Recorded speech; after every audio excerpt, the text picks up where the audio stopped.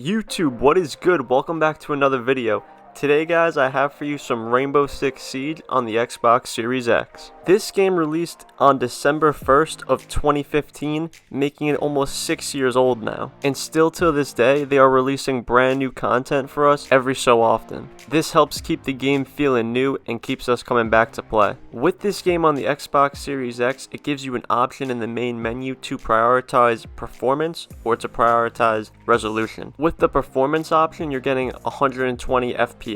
And with the resolution option, you're able to play in 4K. This obviously is for if your TV or monitor can handle 4K resolution. So overall, this game on the Xbox Series X, as you guys are going to see, looks incredible and plays very smooth. If you aren't familiar with Rainbow Six, this game has been improving in several different ways over the past few years, making it a lot of fun to play to this day. If you played this game in 2015 when it came out, and you look at it now, you can clearly see how different the game looks and how much better it looks overall. Rainbow Six is a very unique FPS that we haven't seen before, and it stands out from the rest for various reasons. This game is very team oriented and takes a lot of strategy in order to win games because it is very competitive and difficult to win if you guys aren't on the same page. But the competitiveness in this game really makes it a lot of fun to play at the end of the day, especially if you have a full team to play with. If you were a new player just trying to figure out how to play the game for the first time, they had more casual game modes. Those game modes were just unranked and quick play. But if you wanted to play competitively, you'd have to go into the ranked playlist, which really showed your skill. The way these games works is there's one team attacking and the other team's defending.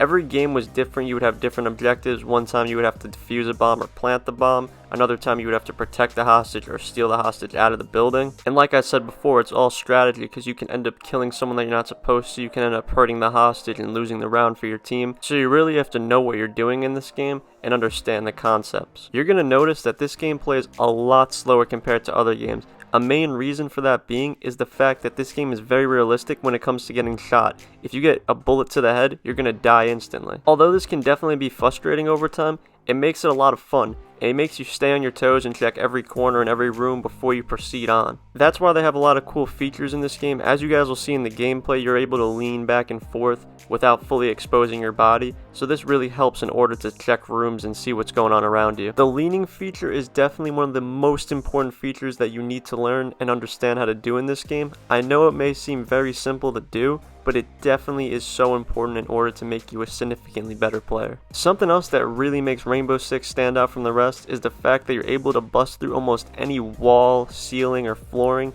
in order to get to the enemy team. So this really keeps the element of surprise because you never know if the enemies are going to blow up the ceiling or the wall right next to you. So you really got to focus on what's going on around you, and if you have a headset, take advantage of that and listen for footsteps and anything that you can possibly hear. For this game specifically, I would always recommend using a headset that you're able to hear with. If you're just playing casual and you really don't care, then that's fine. But if you're looking to play ranked and competitive, I definitely recommend always using a headset because you will be put at a severe disadvantage if not. Now to get into the big thing that makes Rainbow Six, and that thing is the characters that you're able to play with in this game. Over the past few years, they have come out with a bunch of brand new characters, all having different abilities and different weapons they were able to use, and that is the thing that really keeps this game going to this day. They have come out with some crazy characters that have given us a lot of different great and fun abilities to use, as well as great guns that make the game 10 times more fun to play. And for those of you who aren't familiar with the abilities that I'm talking about, as you guys just saw in the gameplay, I put down this glass window, and basically that is the Mira character's ability, and what it does is have an opening on one side of the wall,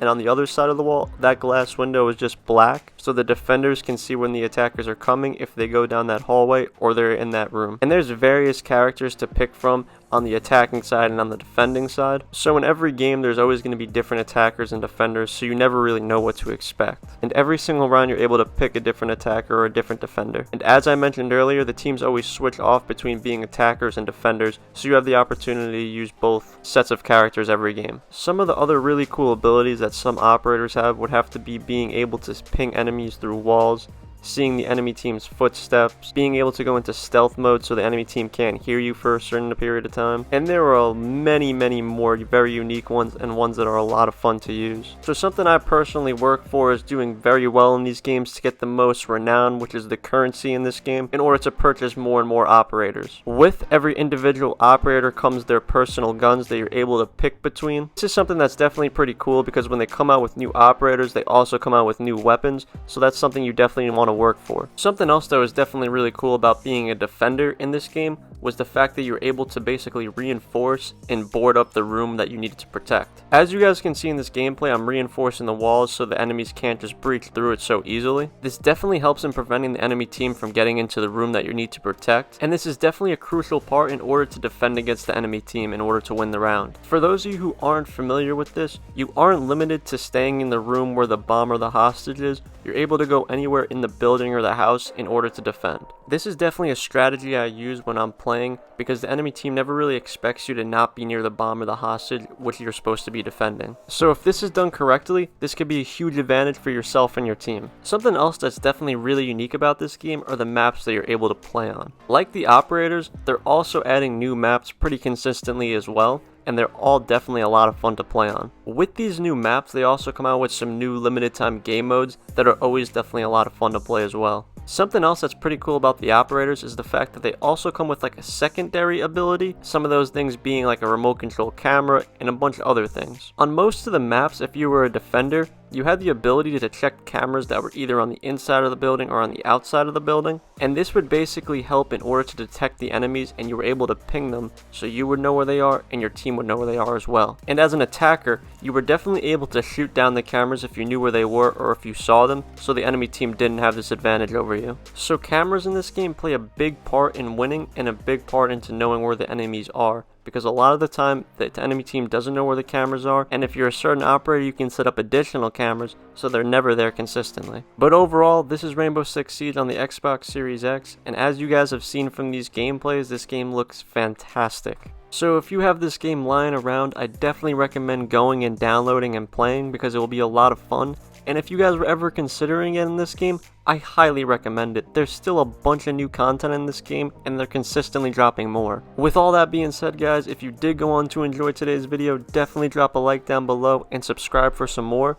And let me know down in the comments below if you guys want to see some more Rainbow Six on the Series X, because I can definitely bring that. And let me know what other games you guys want to see. With all that, guys, I'll see you in the next one.